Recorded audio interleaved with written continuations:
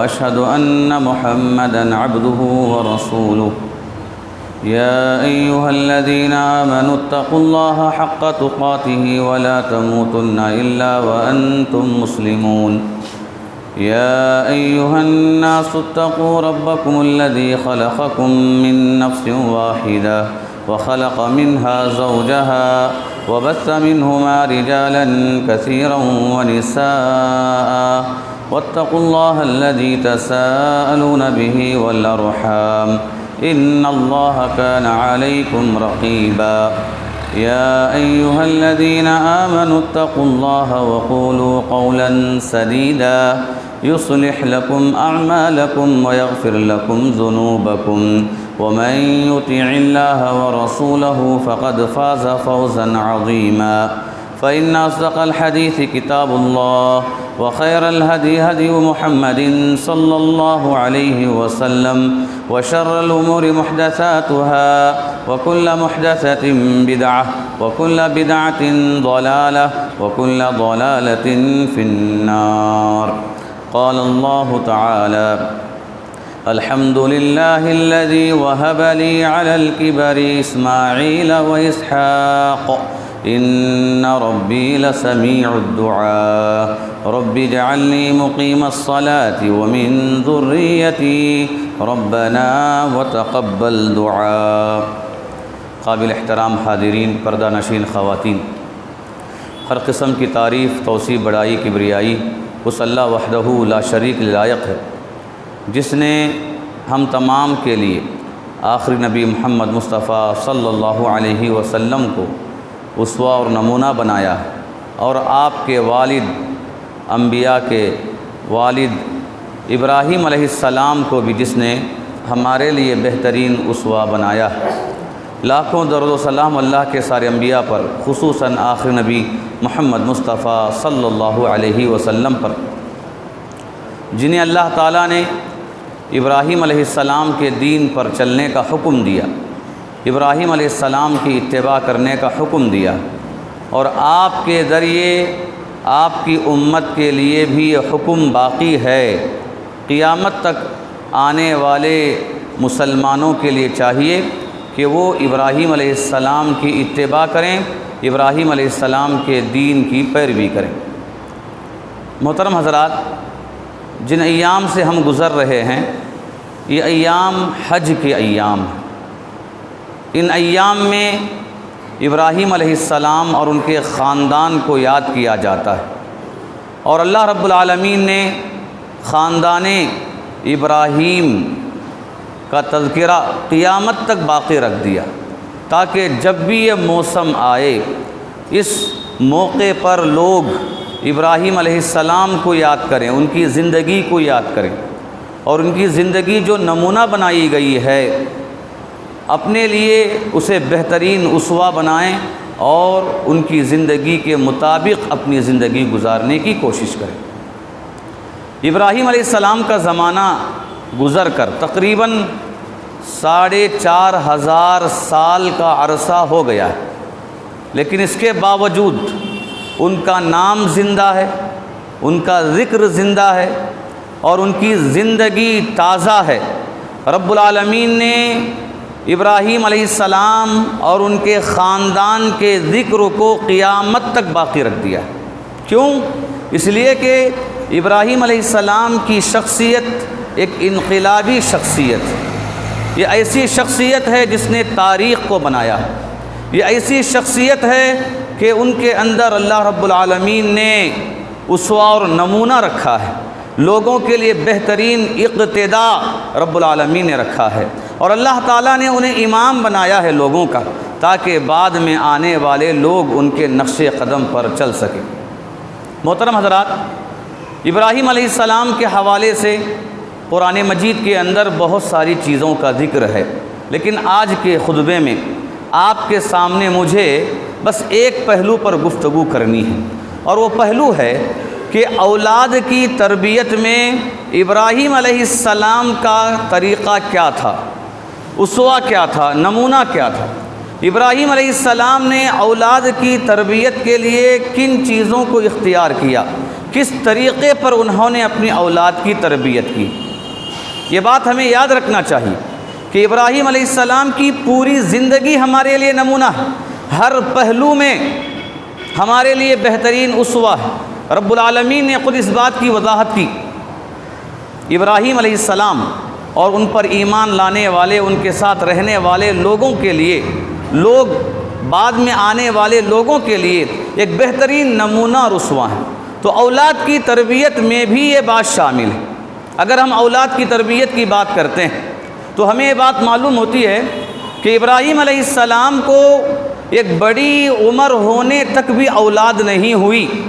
وہ بڑے خواہش مند تھے، بڑے متمنی تھے، اللہ تعالیٰ سے بار بار دعا کرتے تھے، رب ہب لی من الصالحین، رب ہب لی من الصالحین، کہ اے میرے پروردگار تو مجھے نیک اولاد عطا فرما۔ اللہ رب العالمین نے ان کی دعا قبول کی، اس وقت قبول کی جب کہ ان کی عمر 100 سال کے قریب پہنچ چکی تھی۔ اللہ رب العالمین نے انہیں 2 اولاد عطا کی، اسماعیل اور اسحاق علیہم السلام، جن کے بارے میں عبداللہ ابن عباس رضی اللہ تعالیٰ عنہما کہتے ہیں کہ جب ابراہیم علیہ السلام کی عمر 90 پر 9 سال کی ہوئی، 99 سال کی عمر کو پہنچے تو اس وقت اسماعیل علیہ السلام پیدا ہوئے، اور جب ابراہیم علیہ السلام کی عمر 112 سال کی ہوئی، جب وہ 112 سال کی عمر کو پہنچے تو اس وقت اسحاق علیہ السلام کی ولادت ہوئی۔ تو گویا کہ بڑھاپے کی عمر میں رب العالمین نے ابراہیم علیہ السلام کو اولاد عطا کیا، تو اس وقت میں اولاد کا ملنا کسی معجزے سے کم نہیں تھا کہ اللہ تعالیٰ نے ضعیفی میں، عمر ضعیفی میں ابراہیم علیہ السلام کو اولاد عطا کیا۔ محترم حضرات، جیسے ہی اولاد ملی تو اللہ سے شکر گزاری کرتے ہوئے ابراہیم علیہ السلام نے کہا، الحمدللہ الذی وہب لی علی الکبر اسماعیل و اسحاق ان ربی لسمیع الدعاء۔ تعریف ہے اس رب کی، اس اللہ کی، اس ذات کی جس نے مجھے بڑھاپے میں اسماعیل اور اسحاق عطا کیا، اور بے شک میرا رب دعائیں سننے والا ہے۔ رب العالمین کی شکر گزاری کرتے ہوئے ان کلمات کو استعمال کیا، تو گویا کہ ابراہیم علیہ السلام کو یہ خوشی محسوس ہوئی کہ اللہ تعالیٰ نے میری دعا قبول کر لی اور مجھے اولاد عطا کیا۔ اولاد نہ ملنے پر انسان جب پریشان ہوتا ہے، انسان جب دعائیں مانگتا ہے، منتیں مانگتا ہے، نظر و نیاز کرتا ہے، تو چاہیے کہ اولاد کے ملنے پر بھی اسی قدر وہ خوشی کا اظہار کرے، رب العالمین کی تعریف، رب العالمین کی شکر گزاری میں اپنی زبان سے تعریف کے کلمات اور اپنے اعمال سے، اپنے اعضاء سے عبادت کر کے رب العالمین کی اطاعت و بندگی کے ذریعے شکر گزاری کرے۔ ایسا نہ ہو کہ بندہ پہلے ناشکرا ہو جائے، اللہ کی ذات سے مایوس ہو جائے، لیکن اولاد ملنے کے بعد پھر متکبر ہو جائے، اپنے آپ کو بڑا سمجھنے لگ جائے اور اللہ ہی کو بھلا دے۔ ہرگز نہیں۔ ابراہیم علیہ السلام جو اولاد کی تمنا کرتے تھے، رب العالمین سے دعائیں کیا کرتے تھے، جیسے ہی اولاد ہوئی ابراہیم علیہ السلام نے تعریف کی، رب العالمین کی شکر گزاری کی، اور یہ پروانہ بھی سنایا، رب العالمین کے وعدے کو سنایا کہ بے شک میرا رب دعائیں سننے والا ہے۔ ہاں، یہ الگ بات ہے کہ بندہ دعائیں کرتا ہے، دعا بعد میں قبول ہوتی ہے۔ اللہ تعالیٰ بہتر جانتا ہے کہ کس کی دعا کب قبول کی جائے، جو چیز مانگی جا رہی ہے وہ چیز بندے کو کب دی جائے، یہ اللہ بہتر جانتا ہے۔ یہی وجہ ہے کہ بڑھاپے میں پہنچنے کے بعد اللہ رب العالمین نے دعا قبول کی اور انہیں بڑھاپے کی عمر میں 2 اولاد سے نوازا۔ محترم حضرات، جیسے ہی اولاد ملی، شکر گزاری کے بعد ابراہیم علیہ السلام نے بچوں کی تربیت کی طرف توجہ دی۔ بچوں کی تربیت کی فکر کی، اور تربیت کی فکر میں ابراہیم علیہ السلام کا جو اسوہ ہمیں قرآن مجید بتاتا ہے، جو نمونہ ہمیں قرآن مجید بتاتا ہے کہ فوراً اللہ تعالیٰ سے دعا کرتے ہوئے فرمایا رب اجعلنی مقیم الصلاۃ ومن ذریتی ربنا وتقبل دعا، اے میرے پروردگار تو مجھے نمازی بنا اور میری اولاد کو نمازی بنا، اے میرے پروردگار بے شک تو دعائیں قبول کرنے والا ہے۔ ابراہیم علیہ السلام نے دعا کی اللہ تعالیٰ سے کہ تو مجھے نمازی بنا اور میری ذریت کو نمازی بنا۔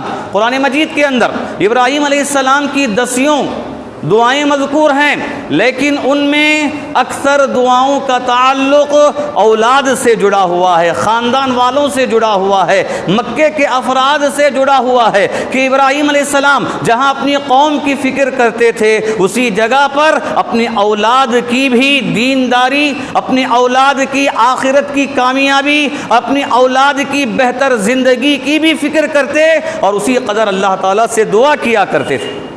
ابراہیم علیہ السلام نے اولاد کے حق میں دعا کرتے ہوئے اللہ تعالیٰ سے مانگا تو یہ مانگا کہ اے اللہ میری ذریت کو تو نمازی بنا دینا، اور یہی دعا جب ہاجرہ علیہ السلام اور دودھ پیتے بچے اسماعیل علیہ السلام کو بیابان جنگل میں جہاں کوئی چیز اگنے والی نہیں ہے، پہاڑوں کے درمیان مکے کے علاقے میں جب آپ نے چھوڑ کر جب جا رہے تھے تو اللہ تعالیٰ سے دعا کرتے ہوئے کہا ربنا انی اسکنت من ذریتی بواد غیر ذی زرع عند بیتک المحرم ربنا لیقیموا الصلاۃ، اے میرے پروردگار میری ذریت کو، گھر والوں کو میں یہاں ایسے غیر ذی زرع علاقے میں جہاں پر کوئی چیز اگنے والی نہیں ہے، درخت اگنے والا نہیں ہے، اناج اگنے والا نہیں ہے، ایسی زمین میں میں تیرے حکم سے چھوڑ جا رہا ہوں،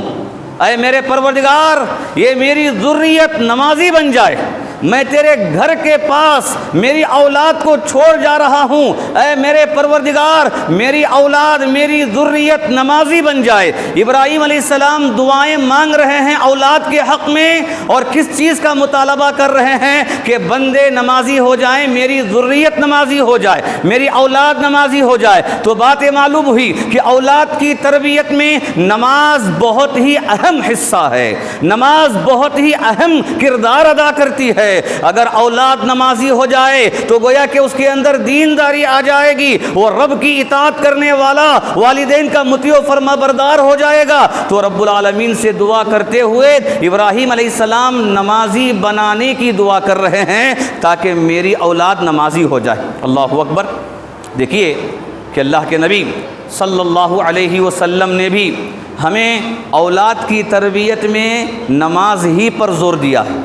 اولاد کے معاملے میں اللہ کے نبی نے بھی نماز پر زور دیا ہے۔ کہا آپ صلی اللہ علیہ وسلم نے مروا اولادکم بالصلاۃ وهم ابناء 7 سنین واضربوهم وهم ابناء 10۔ لوگو تم اپنے بچوں کو نماز کا حکم دو، کب؟ 7 سال کی عمر میں۔ جب بچے 7 سال کی عمر کو پہنچ جائیں نماز کا حکم دو، اور حکم دینے کا مطلب یہ نہیں کہ چلو نماز پڑھ لو، نماز نہیں پڑھے، مسجد نہیں گئے، نرم کلمات نہیں ہیں، گویا کہ تربیت کا معاملہ ہے۔ یہیں پر چاہیے کہ بندہ سخت ہو جائے، نماز نہ پڑھنے پر زبان سے انسان سخت لہجہ استعمال کرے، اور وہ حکم کے ساتھ اللہ کے نبی نے کہا حکم دو، مروا اولادکم، کہ تم حکم دو اپنے بچوں کو، 7 سال کی عمر میں نماز پڑھنے کا حکم دو۔ اور اس کے بعد کیا کہا؟ جب 10 سال کی عمر کو پہنچ جائیں نماز نہ پڑھنے پر مار کر پڑھاؤ۔ اللہ اکبر۔ یہ اللہ کے نبی ہیں جن کے بارے میں انس بن مالک رضی اللہ تعالیٰ عنہ نے کہا میں نے 10 سال اللہ کے نبی کی خدمت کی ہے، اللہ کے نبی نے ان 10 سالوں میں کبھی مجھے اف تک نہیں کہا، اف تک نہیں کہا۔ یہ بچوں کی تربیت میں، بچوں کے معاملے میں اللہ کے نبی اتنے نرم ہوتے تھے، زبان نرم ہوتی، دل نرم ہوتا۔ ارے وہ نبی بچوں کو کیسے مارے جو نبی کبھی دشمن کو نہ مارے، وہ نبی اپنی زبان سے سخت کلمات بچوں کے لیے کب نکالیں جو کبھی اپنے دشمن کے سامنے بھی اپنی زبان کو سخت نہ کرے۔ یقیناً اللہ کے نبی صلی اللہ علیہ وسلم کا یہ بہترین طریقہ اور اسوہ ہے کہ خود امہات المؤمنین نے بتایا کہ نہ آپ نے کبھی اپنی عورتوں کو مارا، نہ آپ نے کبھی بچوں کو مارا، نہ آپ نے کبھی سخت کلمات نہ اپنے گھر والوں کے لیے اپنے بچوں کے لیے استعمال کیا۔ انس بن مالک رضی اللہ تعالیٰ عنہ نے گواہی دی، اگر کوئی کام کرنا تھا میں نے نہیں کیا، کبھی آپ نے یہ نہیں کہا اے انس تم نے وہ کام کیوں نہیں کیا۔ اگر کوئی کام نہیں کرنا تھا میں نے کر لیا تو کبھی آپ نے یہ بھی نہیں کیا اے انس تم نے وہ کام کیوں کر لیا۔ یہ اللہ کے نبی کا معاملہ ہے۔ لیکن جب تربیت کی بات آئی تو کیا کہا آپ نے؟ 10 سال کی عمر میں مار کر نمازی بناؤ، مارو۔ اگر 10 سال کی عمر میں نماز نہیں پڑھتے ہیں تو مار کر نمازی بناؤ، اس لیے کہ یہ تربیت کی عمر ہے، تربیت کا وقت ہے، اور تربیت کرنے کے کاموں میں طریقوں میں بہترین طریقہ نماز کی پابندی، نماز کی پابندی ہے۔ یہی چیز ابراہیم علیہ السلام نے اللہ سے مانگی اور اللہ کے نبی صلی اللہ علیہ وسلم نے بھی حکم دیا۔ بلکہ آپ کا عمل ہمیں بتاتا ہے کہ صحابہ صحابیات مسجد جب آتے تو اپنے ساتھ بچوں کو لایا کرتے، مساجد میں بچے آیا کرتے تھے، کبھی آپ نے بچوں کو آنے سے نہیں روکا، کبھی آپ نے کسی کو نہیں ڈانٹا، بلکہ معاملہ تو ایسا ہے اگر عورتوں کی یہاں سے بچوں کے رونے کی آوازیں آتی تو آپ صلی اللہ علیہ وسلم جہاں لمبی قرات کرنا تھا وہاں قرات کو مختصر کر دیتے، جہاں تسبیحات زیادہ پڑھنا تھا وہاں پر تسبیحات کو کم پڑھ لیتے، تاکہ یہ بچوں کا رونا، جو بچے تکلیف محسوس کر رہے ہیں، فوراً نماز ہو جائے اور مائیں اپنے بچوں کو لے لیں۔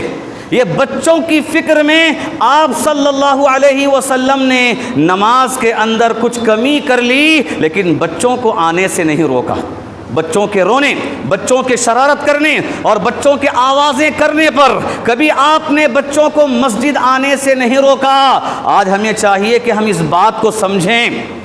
کتنے ایسے مساجد کے ذمہ دار ہمیں ملتے ہیں جہاں پر بچوں کو آنے سے روکا جاتا ہے، اور وجہ بتائی جاتی ہے کہ وہ شرارت کرتے ہیں، وہ کھیل کود کرتے ہیں، وہ آوازیں کستے ہیں، دوسروں کی نمازوں میں خلل آتا ہے۔ یہ بات سچ ہے، یہ ساری چیزیں ثابت ہیں، لیکن اللہ کے نبی کی سنت ہمیں بتاتی ہے کہ بچے مساجد کو آئیں، بچے نمازوں کو آئیں، اور اولاد کی اور والدین کی یہ ذمہ داری ہے کہ باقاعدہ والدین اپنے بچوں کو ساتھ لائیں، لیکن ادب سکھائیں، آواز کرنے سے روکیں، شرارت کرنے سے روکیں، کھیل کود کرنے سے روکیں۔ یہ ادب کا طریقہ ہے، ادب سکھانے کی جگہ ہے۔ یہ مسجد ہر چیز سکھانے کی جگہ ہے تو اس میں بچوں کی تربیت کی بھی جگہ، یہ تربیت گاہ ہے، بہترین تربیت گاہ ہے۔ اور اسی لیے ابراہیم علیہ السلام نے نماز کا ذکر کیا، اور اللہ کے نبی صلی اللہ علیہ وسلم نے بھی نماز پڑھانے کا حکم دیا، اور نہ پڑھنے پر مار کر پڑھانے کا آپ نے حکم دیا ہے۔ اور آپ صلی اللہ علیہ وسلم کا یہ معاملہ ہمیں احادیث سے ملتا ہے کہ آپ صلی اللہ علیہ وسلم نماز پڑھاتے تو کبھی اپنے نواسوں اور اپنی نواسیوں کو آپ گود میں لے کر نماز پڑھتے تھے۔ صحابہ کہتے ہیں ایک مرتبہ آپ سجدے میں گئے، سجدہ اتنا لمبا ہو گیا، اتنا لمبا ہو گیا، ہمیں شک ہو گیا کہ کہیں اللہ کے نبی اب دنیا سے رخصت تو نہیں ہو گئے کہ آپ نہیں اٹھ رہے ہیں۔ لیکن بعد میں اٹھے، پوچھا گیا تو کہا کہ نواسی پیٹھ پر بیٹھی ہوئی تھی تو میں مناسب نہیں سمجھا کہ میں اٹھ جاؤں اور نواسی گر جائے یا اور کوئی معاملہ یہاں پر ہو۔ تو یہ بات اللہ کے نبی کا یہ طریقہ ہمیں بتاتا ہے کہ یہ مسجد بچوں کی تربیت کا بہترین ذریعہ، نماز یہ بچوں کی تربیت کا بہترین ذریعہ ہے۔ اور ابراہیم علیہ السلام کا اسوہ بھی ہمیں اسی بات کی تعلیم دیتا ہے۔ محترم حضرات، ابراہیم علیہ السلام کے اسوے میں جو بات مجھے یہاں پر بتانی ہے وہ بات یہ ہے کہ اولاد کی تربیت میں ابراہیم علیہ السلام ہمیشہ اللہ تعالیٰ سے دعا کیا کرتے تھے۔ والدین کو چاہیے کہ وہ اولاد کے حق میں بارہا اللہ سے دعا کریں، بارہا اللہ سے دعا کریں. تعلیم کا مسئلہ ہے اللہ سے مانگیں, اخلاق کا معاملہ ہے اللہ سے مانگیں, مستقبل کی روزی کا معاملہ ہے اللہ سے مانگے, شادی بیاہ کی بات ہے اللہ سے مانگے, سکون کی زندگی کی بات ہے اللہ سے مانگے, دین میں استقامت کی بات ہے اللہ سے مانگے. ابراہیم علیہ السلام نے یہی کام کیا. اپنی اولاد کے لیے جب بھی کوئی ضرورت پیش آتی فوراً اللہ سے دعا کرتے. اور ابراہیم علیہ السلام کی دعاؤں میں یہ دعا بھی شامل ہے. انہوں نے کہا وَجُنُبْنِي وَبَنِيَّ أَن نَّعْبُدَ الْأَصْنَامَ, کہ اے میرے پروردگار تو مجھے بھی بت پرستی سے بچا لے اور میری اولاد کو بھی بت پرستی سے بچا لے. یہ طریقہ بتایا. اولاد کے حق میں دعا کرنا ہو تو کیا کرنا ہے. یہ نہیں کہ ڈاکٹر بنا دے, انجینئر بنا دے, یا دنیا کا بڑا مالدار کروڑ پتی بنا دے. یہ چیزیں انسان کو مل کر رہیں گی, لیکن اصل مانگنا ہے دین میں استقامت, توحید پرست, موحد بن کر زندگی گزارنا, ایک پکا سچا مسلمان اور مومن بن کر زندگی گزارنا. ماں باپ کو چاہیے کہ اولاد کے حق میں جب دعائیں کریں اللہ سے یہ دعا کرے کہ اے اللہ تو مجھے بھی دین پر قائم رکھ, میری ذریت کو بھی دین پر قائم رکھ, تو مجھے بھی کلمے پر موت دے, میری اولاد کو بھی کلمے پر موت دے. مرنا حق ہے, کوئی اس سے بچنے والا نہیں. تو چاہیے کہ ہم اللہ سے دعا کریں کہ ہم استقامت کے ساتھ رہیں, دین میں جمے رہیں, کبھی بت پرستی, کبھی شرک, کبھی بدعات و خرافات کے قریب ہم ہرگز نہ جائیں. ابراہیم علیہ السلام کے اولاد کی تربیت میں جو اسوہ قرآن مجید نے ہمیں بتایا ہے, ان میں سے ایک اور اسوہ یہ بھی ہے کہ ابراہیم علیہ السلام جب بھی کوئی خیر کا کام کرتے تو اپنے ساتھ اپنی اولاد کو رکھا کرتے تھے, اولاد کو اپنے ساتھ رکھا کرتے تھے. یہ والدین کے لیے چاہیے کہ والدین ہر اچھے کام میں اولاد کو اپنے ساتھ رکھیں, یا اچھا کام کرنے سے پہلے یا کرنے کے بعد اس کا ذکر کریں. کیوں؟ اس لیے کہ والدین جو کام کرتے ہیں اولاد بعد میں وہی کام کرتے ہیں. والدین کے جو اخلاق جو کردار ہوتے ہیں اولاد پر انہی اخلاق انہی کردار کا اثر پڑتا ہے. سمجھو کہ اگر والدین سچے ہیں اولاد سچے بنیں گے, اگر والدین صدقہ خیرات کرنے والے ہیں اولاد ویسے ہی بنیں گے, اگر والدین مہمان نواز ہیں اولاد بھی مہمان نواز بنیں گے, اگر والدین رشتے ناتوں کو جوڑنے والے ہیں تو وہ بچوں کے اندر بھی وہی اثرات آئیں گے, وہی عمل پیدا ہوگا. اگر والدین نمازی ہیں اولاد کے اندر بھی وہ نمازوں کا اثر پیدا ہوگا. تو اسی لیے ابراہیم علیہ السلام کا اسوہ ہمیں بتاتا ہے کہ جب بھی ہم کوئی اچھا کام کریں, کوئی کار خیر کریں, تو چاہیے کہ بچوں کو اپنے ساتھ رکھیں, یا کم سے کم انہیں بتائیں کہ ہم یہ کام کر رہے ہیں, یہ کام کرنے والے ہیں, تاکہ ان کے دل و دماغ میں وہ بات بیٹھ جائے. والدین کے چلے جانے کے بعد اولاد ان کاموں کو برابر جاری و ساری رکھے اور باقی رکھے, اور والدین کے حق میں وہ کام صدقے جاریہ بن جائے. رب العالمین نے کہا وَإِذْ يَرْفَعُ إِبْرَاهِيمُ الْقَوَاعِدَ مِنَ الْبَيْتِ وَإِسْمَاعِيلُ رَبَّنَا تَقَبَّلْ مِنَّا إِنَّكَ أَنْتَ السَّمِيعُ الْعَلِيمُ. یاد کرو کہ جب ابراہیم علیہ السلام کو کعبۃ اللہ بنانے کا حکم دیا گیا تو کعبۃ اللہ بنانے میں ابراہیم کے ساتھ اسماعیل بھی تھے. رب العالمین نے کہا وَإِذْ يَرْفَعُ إِبْرَاهِيمُ الْقَوَاعِدَ مِنَ الْبَيْتِ وَإِسْمَاعِيلُ. یاد کرو جب کہ ابراہیم کعبۃ اللہ کی دیواریں اونچے کر رہے تھے اور اسماعیل بھی, اور کہہ رہے تھے ربنا تقبل منا انک انت السمیع العلیم, اے ہمارے پروردگار ہمارے اس کام کو تو قبول کر لے. کون دعا کر رہے ہیں؟ ابراہیم بھی دعا کر رہے ہیں, اسماعیل بھی دعا کر رہے ہیں. ابراہیم علیہ السلام کار خیر میں ہیں اور ساتھ میں اسماعیل جڑے ہوئے ہیں, اولاد کو انہوں نے اپنے ساتھ میں رکھا ہے. اور احادیث سے بات معلوم ہوتی ہے کعبۃ اللہ بننے کے 40 سال کے بعد فلسطین میں بیت المقدس بنائی گئی, مسجد اقصی وہاں پر بنائی گئی. اور علماء نے کہا کہ ابراہیم علیہ السلام کے اس کام میں ان کے بیٹے اسحاق علیہ السلام بھی وہاں شریک تھے. اسحاق علیہ السلام بھی برابر شریک تھے، تو اچھے کام میں ایک طرف اسماعیل شریک ہیں تو دوسری طرف اسحاق علیہ السلام بھی شریک ہیں۔ تو یہ نمونہ ہمیں ملتا ہے کہ والدین جب کوئی اچھا کام کرتے ہوں تو چاہیے کہ اولاد کو بھی اس کام میں شریک کر لیں۔ امام ترمذی رحمہ اللہ کی ایک کتاب ہے الشمائل کے نام سے، اس کتاب کے اندر ایک مسئلہ ہے بالوں کو رنگ لگانے کا۔ اس مسئلے کے تحت امام ترمذی رحمہ اللہ نے ایک حدیث بیان کی۔ ابو رمسا رضی اللہ تعالی عنہ کہتے ہیں میں اللہ کے نبی کے پاس گیا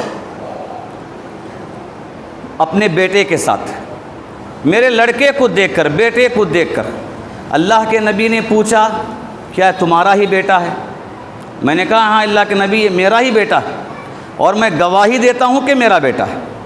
اس کے بعد اللہ کے نبی نے کہا کہ سنو، اگر تم غلطی کرتے ہو تو تمہاری غلطی کی سزا تمہارے بیٹے کو نہیں دی جائے گی، اگر تمہارا بیٹا غلطی کرتا ہے تو تمہارے بیٹے کی غلطی کی سزا تمہیں نہیں دی جائے گی۔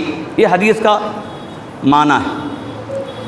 اس حدیث کی شرح کرنے والے شیخ عبدالرزاق البدر حفظہ اللہ سعودی عرب کے بہت بڑے عالم دین ابھی باحیات، شرح کرتے ہوئے کہتے ہیں کہ اس حدیث میں ایک فائدے کی بات یہ ہے کہ والدین کو چاہیے کہ وہ اپنی اولاد کو دیندار لوگوں کے پاس لے کر جائے، دینی مجالس میں لے کر جائے، اچھے کاموں میں اپنے اولاد کو ساتھ رکھے تاکہ بچوں کے اندر دیندار لوگوں کی محبت پیدا ہو جائے، دینی مجلسوں کی محبت پیدا ہو جائے، اچھے کاموں کی محبت پیدا ہو جائے۔ اور اس کے بعد کہتے ہیں یہ اولاد کی تربیت اور ان کی نشو و نما میں بہترین کردار ہے، بہترین حصہ ہے۔ اور کہتے ہیں خاص کر آج کے اس پرفتن دور میں جہاں شہوات ہر طرف پھیلے ہوئے ہیں، شبہات ہر طرف پھیلے ہوئے ہیں، یہ فتنے کا دور ہے، ایسے دور میں بچوں کی تربیت میں چاہیے کہ والدین خیر کے کام میں، دینی مجالس میں اور اہل علم کے پاس جب وہ جاتے ہیں تو ساتھ اپنے بچوں کو لے کر جائیں، اس لیے کہ تربیت کا ایک حصہ ہے، یہ بہترین حصہ ہے۔ شاعر نے کہا تقریر سے ممکن نہ تحریر سے ممکن وہ کام جو انسان کا کردار کرے۔ اگر ہم بٹھا کر بچوں کو سمجھائیں تو اتنا اثر نہیں کرتا جتنا اثر کہ کسی کے کردار کو دیکھ کر انسان سمجھتا ہے، سیکھتا۔ اگر ہم کوئی چیز لکھ کر دیں وصیت کے طور پر وہ اتنا اثر نہیں کرتا جتنا اثر کہ دوسروں کو دیکھ کر سیکھا جاتا ہے۔ محدثین کی اگر ہم بات کرتے ہیں، امام مالک رحمہ اللہ کی والدہ جب انہیں پڑھانے کے لیے بھیج رہی تھی تو بھیجتے وقت کہا کہ تم جا رہے ہو پڑھنے کے لیے، یاد رکھنا جانے کے بعد سب سے پہلے تم ادب سیکھنا، اس کے بعد علم سیکھنا۔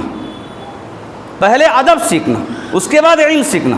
امام احمد ابن حنبل رحمہ اللہ کے بارے میں آتا ہے کہ ان کے درس میں، حدیث کے درس میں 5000 سے زیادہ لوگ رہتے تھے، حدیث سننے والے 5000 سے زیادہ لوگ رہتے تھے۔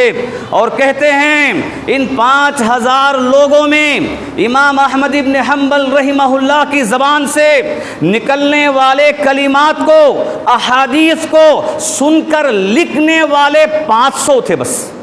5000 میں 500 لوگ صرف امام احمد ابن حنبل رحمہ اللہ کی زبان سے نکلنے والے کلمات کو نوٹ کرتے تھے، احادیث کو لکھا کرتے تھے۔ تو پھر بقیہ لوگ کیا کرتے؟ تو کہتے ہیں بقیہ لوگ ادب سیکھنے جاتے تھے، ان کے طریقے کو سیکھنے جاتے تھے، ان کے کردار کو دیکھنے جاتے تھے۔ یہ انسان کی زندگی میں اہم حصہ ہے۔ تو اسی لیے عبدالرزاق البدر حفظہ اللہ نے اس حدیث کی شرح میں اس بات کی وضاحت کی کہ چاہیے کہ بچوں کو لے کر جائیں تاکہ ان کے نزدیک دین کی محبت آ جائے، علم کی محبت آ جائے، علمی مجلسوں کی محبت آ جائے۔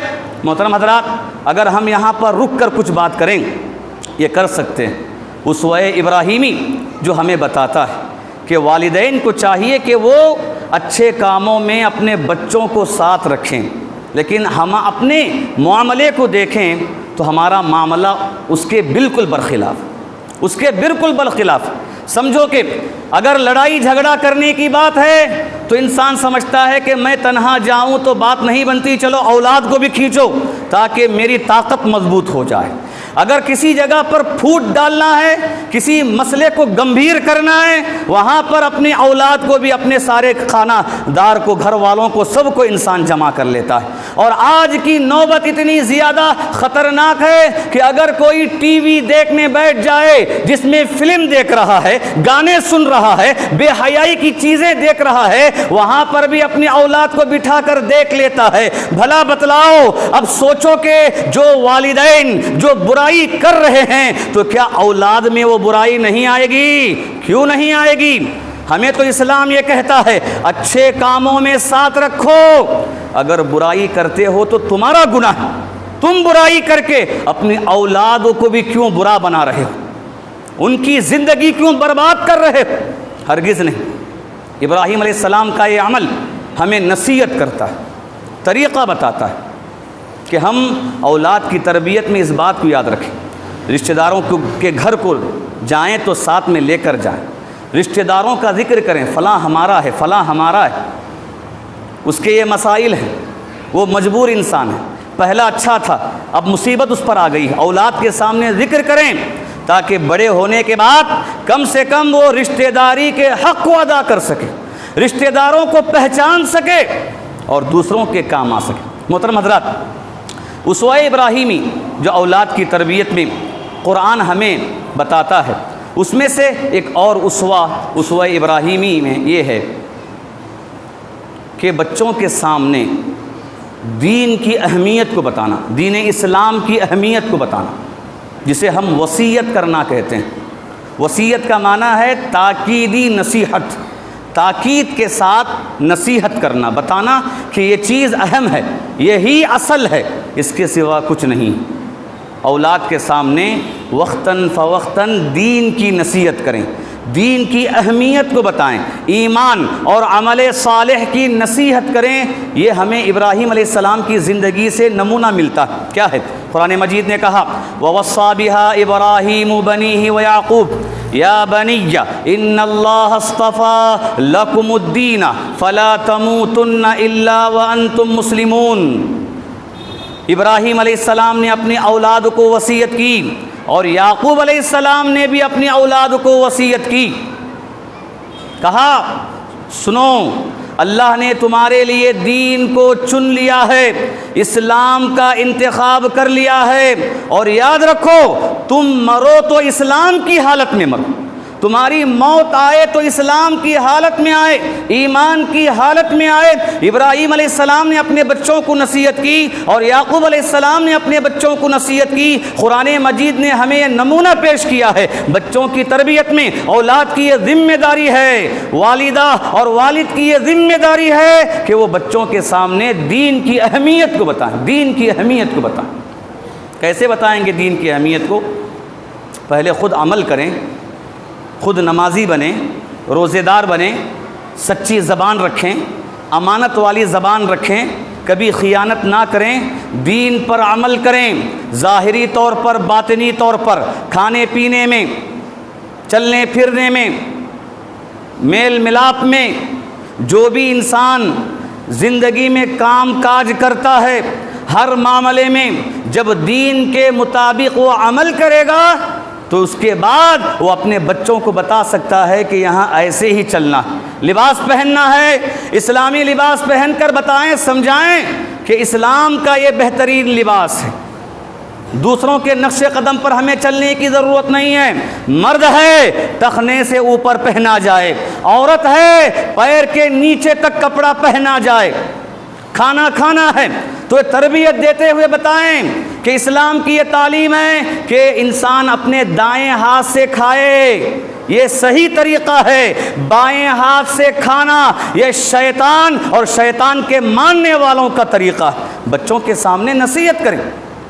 اللہ کے نبی صلی اللہ علیہ وسلم کے گھر میں ایک بچہ تھا، ام سلیم کا، کہا ام سلمہ رضی اللہ تعالیٰ عنہ کہتے ہیں کہ عمر بن ابی سلمہ عمر بن ابی سلمہ چھوٹا سا بچہ اللہ کے نبی کے گھر میں، کھانا دسترخوان بچھایا گیا، چھوٹے سے بچے آئے اور آ کر ہاتھ ڈالنے لگے، تو آپ نے ہاتھ پکڑا اور پکڑ کر کہا، نصیحت کرتے ہوئے پکڑ کر کہا، یا غلام سم اللہ وکل بیمینک وکل مما یلک، اے بچے پہلے بسم اللہ بولو، اللہ کا نام، اور دائیں ہاتھ سے کھاؤ، جو چیز سامنے ہے اسے پہلے کھا لو۔ اللہ کے نبی نے تربیت دی۔ اور وصیت کی اگر ہم بات کرتے ہیں، دین کی وصیت کی اگر ہم بات کرتے ہیں، اگر کوئی والدین یہ کہیں، چھوٹے بچے کو بڑی بڑی باتیں کیا معلوم ہوں گی کہ اللہ اوپر ہے، عرش پر ہے، فرشتے ہیں، فرشتے لکھ رہے ہیں، تقدیر ہے، جو بھی ہوگا تقدیر کے مطابق ہوگا، چھوٹے بچے کو بڑی باتیں کیا معلوم ہوں گی؟ انسان کبھی اپنی عقل سے یہ بات سوچتا ہے، لیکن دیکھیے اللہ کے نبی نے بھی ہمیں یہی طریقہ بتایا ہے بچوں کی تربیت میں۔ جیسے ابراہیم علیہ السلام نے وصیت کی تھی دین پر قائم رہنے کی، وہی وصیت، اسی طرح کی تعلیم چھوٹے سے بچے عبداللہ ابن عباس رضی اللہ عنہما کو آپ نے کی، اور بڑی بڑی باتیں چھوٹے بچے کے سامنے آپ نے کی، اور کہا کہ اے بچے چند کلمات میں بتاتا ہوں، زندگی بھر یاد رکھ لینا۔ اور ان کلمات میں کہا تو اللہ کی حفاظت کر، اللہ تیری حفاظت کرے گا، یعنی دین کی حفاظت کر، اللہ تیری حفاظت کرے گا، تو اللہ کی تعلیمات کے مطابق زندگی گزار، اللہ تیرے راستے کو ہموار کر دے گا، تیری مدد کرے گا۔ اگر پوچھنا ہے اللہ سے پوچھ، اگر مانگنا ہے اللہ سے مانگ، اور تو جان لے اگر تیری تقدیر میں کوئی چیز ملنا لکھا گیا ہے، ساری دنیا والے مل کر دینا چاہیں اتنا ہی دے سکتے ہیں، اگر تیری تقدیر میں کوئی چیز ملنا نہیں لکھا گیا، ساری دنیا والے مل کر دینا چاہے دے نہیں سکتے۔ یہ اللہ کے نبی کی تربیت، یہ طریقہ ہے۔ محترم حضرات، اگر والدین ابراہیم علیہ السلام کے اس اسوے پر عمل کرتے ہوئے اپنے بچوں کی دینی تربیت کریں گے تو اس کا فائدہ کیا ہوگا؟ اس کا فائدہ بھی قرآن مجید نے بتایا۔ اسوہ ابراہیمی اور خاندان ابراہیمی کے نمونے کے طور پر اگر والدین دیندار رہ کر اپنے بچوں کی ایسی ہی دینی تربیت کریں گے تو اس کا سب سے بڑا فائدہ یہ ہوگا کہ یہ بچے اللہ اس کے رسول کی اطاعت کرنے والے بنیں گے، اور ساتھ ہی ساتھ والدین کی بھی اطاعت کرنے والے بنیں گے، کبھی نافرمان نہیں ہوں گے، کبھی نافرمان نہیں ہوں گے، والدین کی خدمت کرنے والے، ان کی عزت کرنے والے، ان کے ساتھ حسن سلوک کرنے والے، ان کے آنکھوں میں آنسو نہ لانے والے، ان کے دل کو درد نہ پہنچانے والے بہترین اولاد بن کر زندگی گزاریں گے۔ اور اس کی مثال قرآن مجید نے ہمیں دی کہ ابراہیم علیہ السلام نے دینی تربیت کی، اسماعیل علیہ السلام کی، اس تربیت کا نتیجہ یہ نکلا، اس تربیت کا اثر یہ نکلا کہ باپ نے آ کر کہا، اے بیٹے مجھے خواب میں دکھایا گیا کہ میں تمہیں ذبح کر رہا ہوں، اور نبی کا خواب وحی ہوتا ہے، اللہ کی جانب سے حکم ہوتا ہے۔ تو بیٹے نے کیا کہا بیٹے نے؟ یا ابت افعل ما تؤمر ستجدنی انشاء اللہ من الصابرین، کہ اے میرے ابا جان آپ کو جو حکم دیا جا رہا ہے آپ کر دیجئے، آپ مجھے صبر کرنے والے پائیں گے۔ اللہ اکبر۔ یہ دینی تربیت کا اثر بھی قرآن نے بتا دیا، اسوہ ابراہیمی کے ذریعے رب العالمین نے بتا دیا۔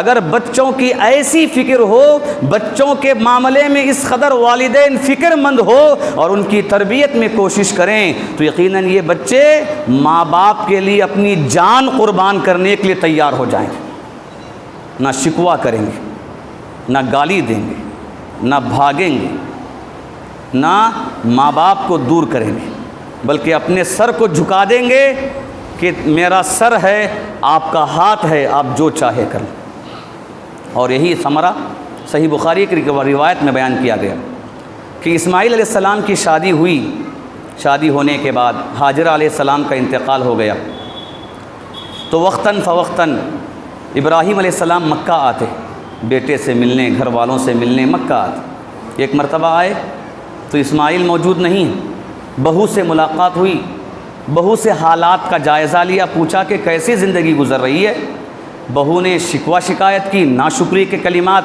استعمال کیے، تو جانے کے وقت میں کہا کہ اگر اسماعیل آئے تو کہہ دینا کہ تم اپنے گھر کی چوکٹ کو بدل دو۔ جیسے ہی اسماعیل آئے، کہا کہ ایک بزرگ آئے تھے، انہوں نے پیغام دیا، سمجھا کہ میرے باپ ابراہیم ہیں، اور چوکٹ بدلنے سے مراد بیوی کو بدلنا۔ گویا کہ یہ بیوی دیندار نہیں ہے، ناشکری ہے، نافرمان۔ والدین کی اطاعت کا معاملہ دینداری میں اس قدر انہوں نے پیش کیا کہ اپنے سر کو پیش کر دیا، اور باپ کے حکم کو بجا لاتے ہوئے ایک بے دین عورت کی پرواہ نہیں کی۔ اور دینداری کی تربیت کا اثر ثمرے کے طور پر کیا حاصل ہوتا ہے، قرآن مجید نے اسماعیل علیہ السلام کے حوالے سے پیش کیا۔ اگر ماں باپ اپنے بچوں کو دیندار بنائیں گے، یہی دیندار بچے جب شادی کر کے ان کے بچے ہوں گے تو وہ بھی اپنے بچوں کو ویسی ہی تربیت کریں گے، تو یہ سلسلہ چلتا رہے گا۔ جب تک یہ سلسلہ باقی رہے گا، پہلے والدین کے حق میں صدقے جاریہ بنے گا۔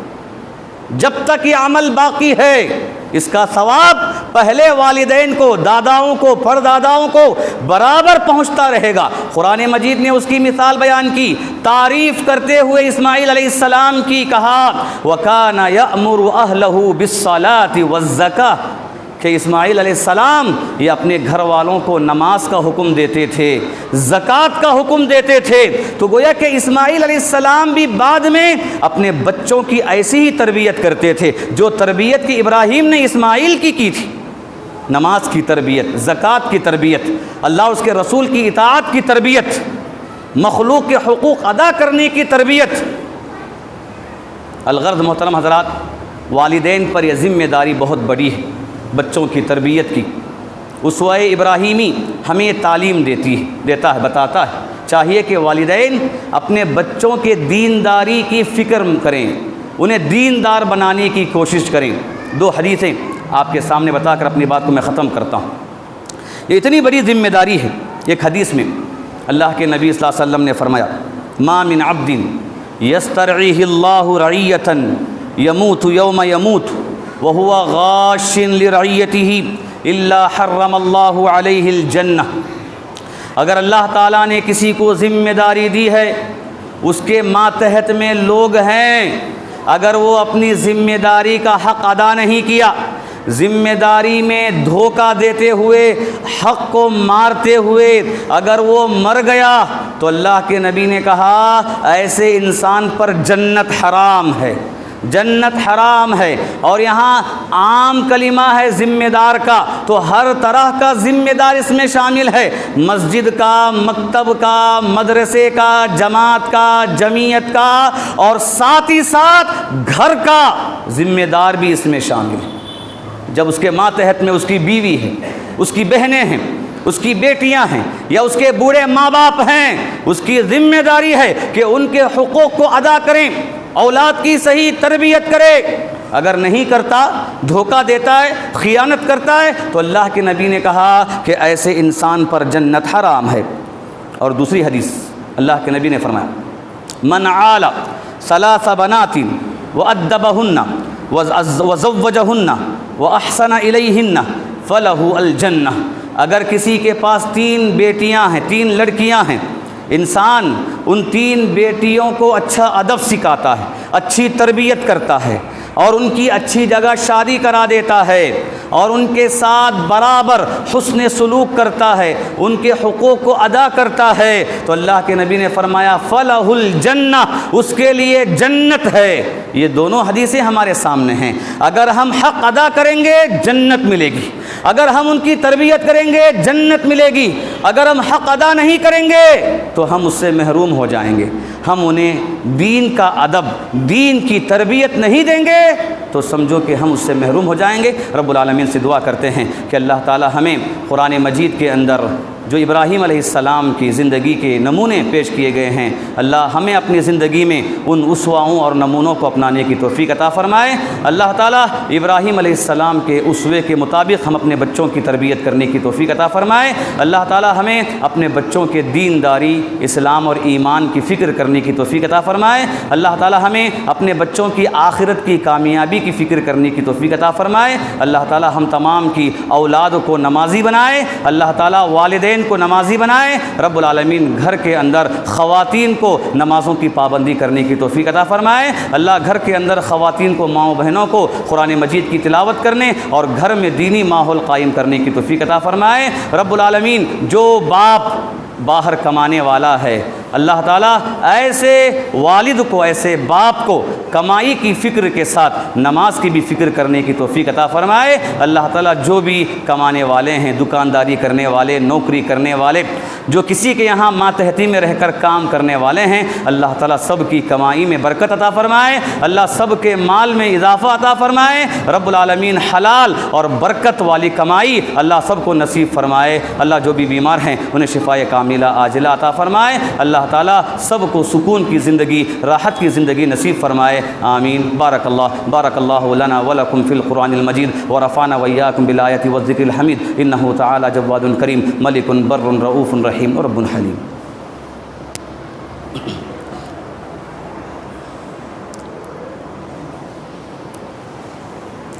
إن الحمد لله نحمده ونستعينه ونستغفره ونؤمن به ونتوكل عليه ونعوذ بالله من شرور أنفسنا ومن سيئات أعمالنا من يهده الله فلا مضل له ومن يضلله فلا هادي له أشهد أن لا إله إلا الله وحده لا شريك له وأشهد أن محمدا عبده ورسوله أما بعد فإن أصدق الحديث كتاب الله وخير الهدي هدي محمد صلى الله عليه وسلم وشر الأمور محدثاتها وكل محدثة بدعة وكل بدعة ضلالة وكل ضلالة في النار أعوذ بالله من الشيطان الرجيم إن الله وملائكته يصلون على النبي يا أيها الذين آمنوا صلوا عليه وسلموا تسليما اللهم صل على محمد وعلى آل محمد كما صليت على إبراهيم وعلى آل إبراهيم إنك حميد مجيد اللهم بارك على محمد وعلى آل محمد كما باركت على إبراهيم وعلى آل إبراهيم إنك حميد مجيد اللهم انصر من نصر دين محمد صلى الله عليه وسلم وجعلنا منهم آمين وخذل من خذل دين محمد صلى الله عليه وسلم ولا تجعلنا منهم آمين عباد الله رحمني ورحمكم الله إن الله يأمر بالعدل والإحسان وإيتاء ذي القربى وينهى عن الفحشاء والمنكر والبغي يعظكم لعلكم تذكرون اذكروا الله يذكركم وادعوه يستجب لكم ولذكر الله تعالى وأولى وعز